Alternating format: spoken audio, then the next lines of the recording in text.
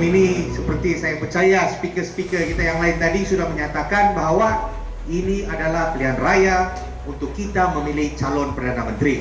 Itu satu. Kedua, yang lebih penting juga adalah bukan setakat Perdana Menteri, ini adalah pilihan raya yang mana kita akan memilih kerajaan persekutuan. Jadi di hadapan kita semua adalah beberapa gabungan parti politik. Ini kita mesti faham. Gabungan-gabungan parti politik menawarkan pelbagai tawaran. Ini tawaran ini kita panggil manifesto. Ada parti politik sudah kasih kenalkan manifesto dorang. Ada yang belum. Apa ini manifesto? Manifesto ini akan memberitahu kita hala 7 gabungan parti politik ini. Hala 7 ini penting. Hala 7 ini penting kerana disinilah para pengundi semua boleh menilai mana satu gabungan parti politik, mana satu pemimpin yang betul-betul ikhlas, yang betul-betul tahu apa perjuangan yang mereka ingin perjuangkan. Jadi kami di hadapan sini ini warna merah, harapan. Pertama kali di Sabah, kita semua bersetuju menggunakan logo Pakatan Harapan. Kenapa?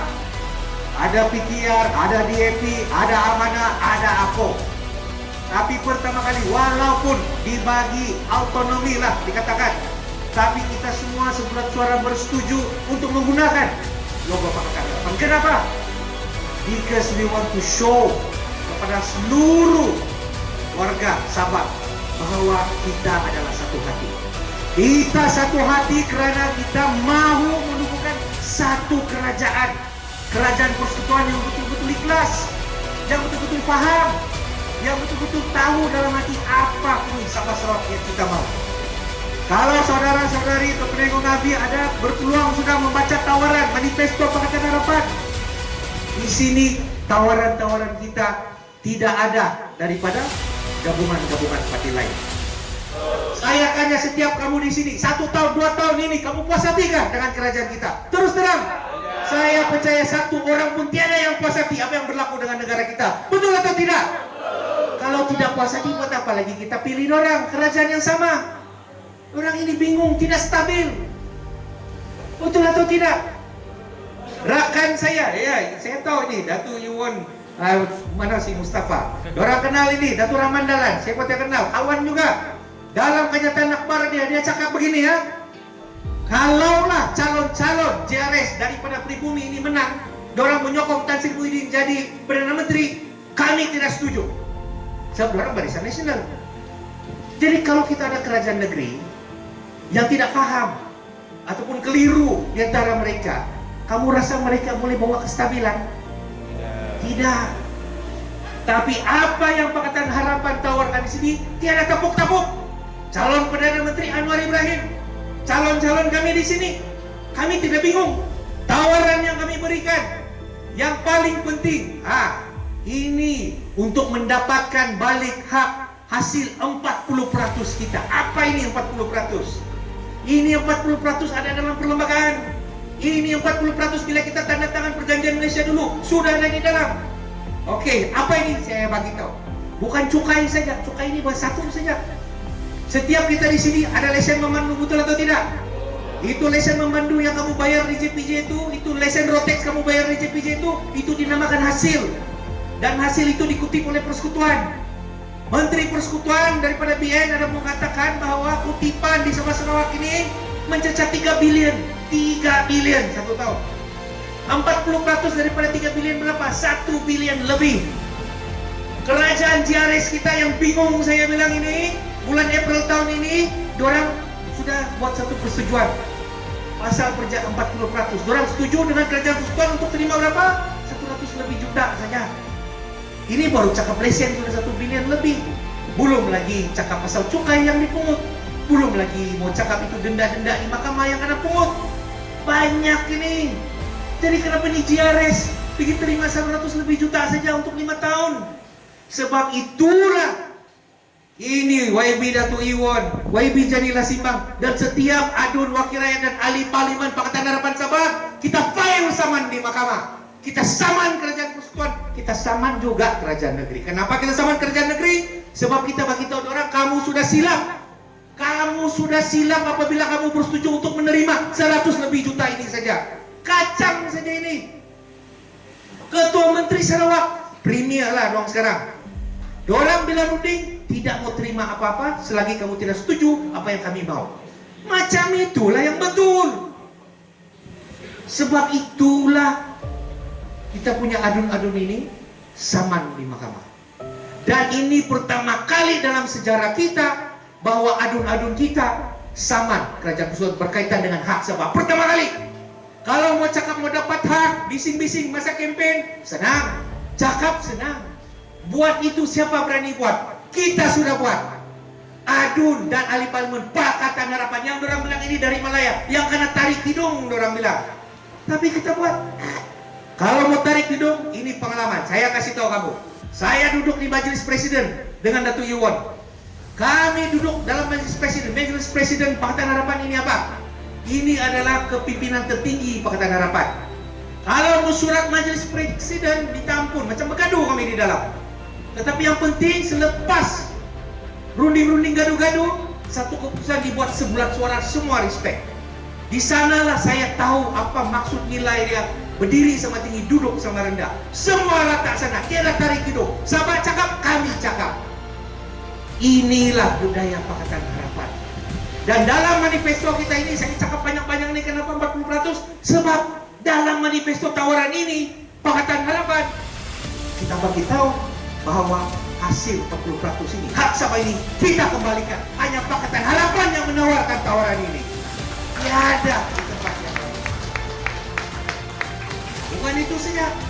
Banyak lagi tawaran-tawaran. Ini semua daripada pemimpin-pemimpin kita. Saya bagi contoh masalah warga asing. Saya tidak mau panjang ini. Ini kalau warga asing ini saya sensitif sedikit. Panjang ini.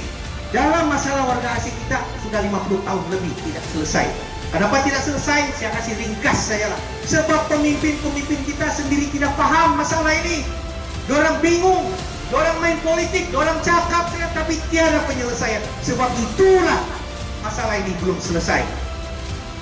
Kamu masih ingat PSS kan? Secara ringkas, dulu dorang hantam kerajaan kita yang dulu di Timanis, wilayah raya kecil. Saya masih ingat, baju hitam dorang bising-bising.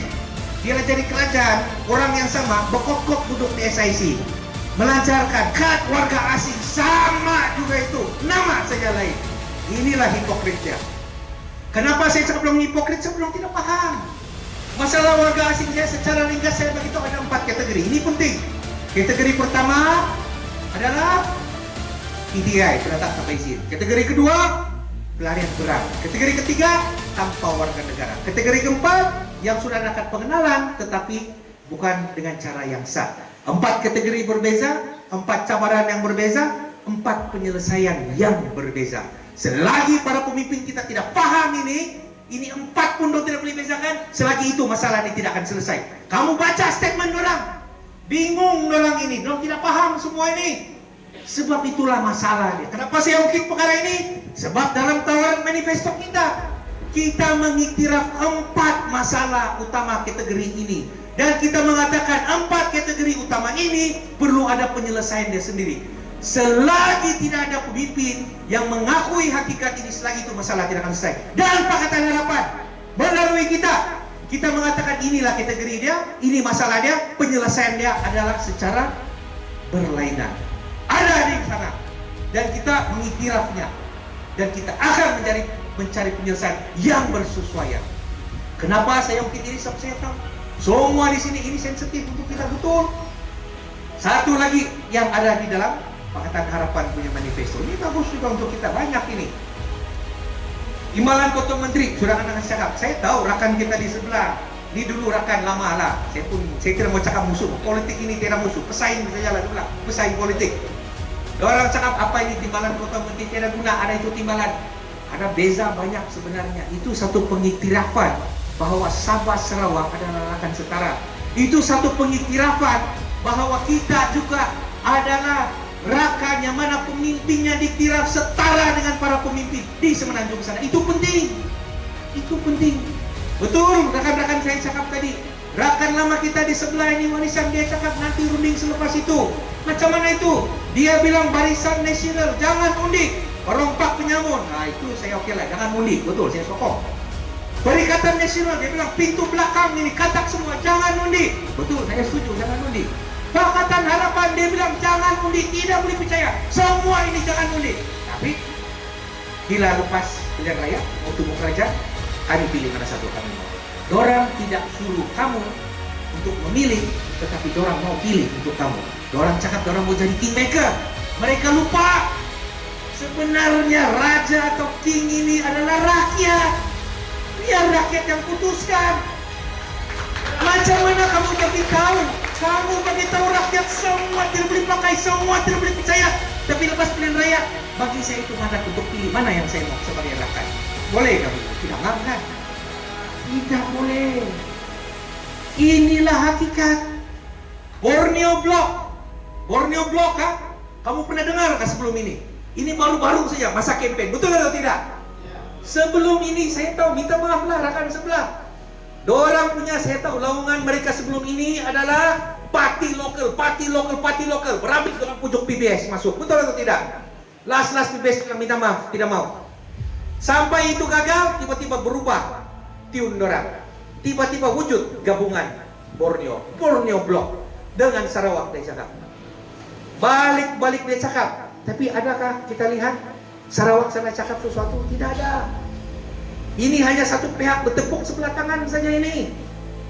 Memang betul Borneo Block kalau ada bagus, saya setuju. Tetapi hakikatnya bukan begitu. Hakikatnya mereka masih bersendirian.